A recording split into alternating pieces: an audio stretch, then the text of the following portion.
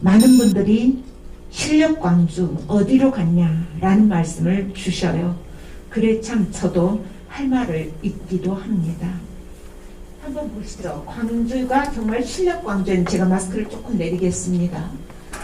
실력 광주였는지 보시죠. 2009년도 8년도 신문입니다.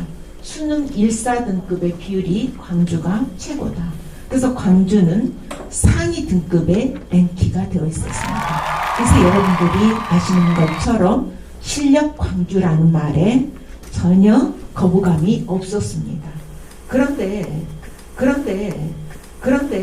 그 실력 광주가 지금 어떻게 왔느냐라는 거 사실은 통계 자료를 공개하지 않습니다. 그래서 구체적인 자료를 가지고 설명드리기가 어려워요.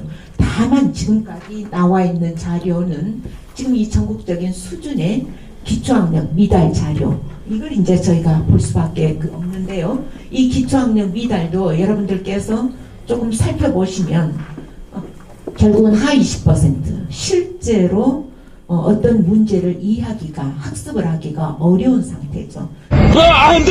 그래서 기초학력이라고 하는 것은 어떤 앞으로 학습을 해나가는 데 있어서 그 학습을 담기 위한 그릇과 같은 것입니다. 그래서 그 그릇이 있어야만 다른 학습 지적인 내용을 담을 수 있는 것이죠. 보통 교육학자들은 이것이 초등학교 3학년 때까지 결정이 된다라고 말합니다. 읽고 쓰기, 세마기 이런 것들이죠. 그런데 이 기초학력이 안 된다라고 한다면 그건 우리 미래사회에서 생존 능력을 저는 잃는 일이다라고 생각을 합니다. 그렇기 때문에 기초학력은 단순히 학습을 하느냐 못하느냐의 문제를 떠나서 사회에서의 생존의 위기에 처하게 됩니다. 그래서 그 문제는 바로 인권의 문제로 연결된다라고 보고 있습니다. 그래서 한번 보시죠.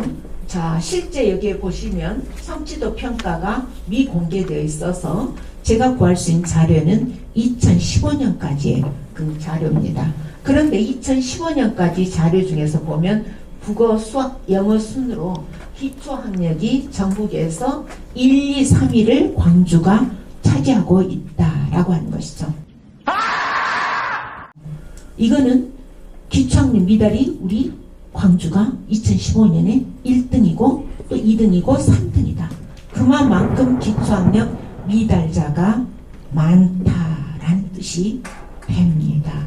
우리가 정말 잘하는 우수한 학생이 1, 2, 3등이었으면 얼마나 좋겠습니까? 근데 꼴찌에서 결국 우리 광주가 1, 2, 3등을 차지하고 있다. 이렇게 이해할 수밖에 없습니다. 그래서 조금 더 보시죠. 2015년의 우수학력은 전국 중하위권 전체적으로 이렇게 전락을 했습니다. 그러면 이제 저희가 찾을 수 있는 가장 최근의 자료는 어떤 것인가 하는 걸 보게 되면 제가 좀 수능 자료를 구해봤습니다. 그래서 수능 자료를 보게 되면 대도시 평균 수준을 저희가 밑돌고 있습니다. 이 표를 보시게 되면 실제로 광주의 고등급은 자 이렇게 되어 있습니다. 그래서 여기에 보시면 광주의 고등급은 실제로 3.5%, 그래서 대도시 평균은 2.7%, 3.4%입니다. 그런데 광주는 그보다 추월하는 고등급 비율은 더 높습니다. 특히 전남보다도 더 수학의 경우에는 높다라고 하는 이건 너무한 거 아니냐고? 고등급의 비율. 그래서 기초학력 미달을 우리가 짐작할 수가 있고요. 반면에 여러분들께서 보시게 되는 1등급을 한번 보시죠. 1등급의 비율은 또 대도시 평균에 비춰볼 때 광주가 현저히 낮다라고 하는 걸 볼 수 있습니다. 통상적으로는 수능에서 전국적 1등급은 우리가 비율적으로 4% 정도로 보고 있는 것이죠. 그러나 광주의 경우에 그 비율이 낮다라고 하는 것은 1등급 비율이 3.5, 3.4%. 특히 대도시, 7대 광역 대도시에 비추어 보면 그 비율이 더 극적으로 낮은 것을 볼 수가 있습니다.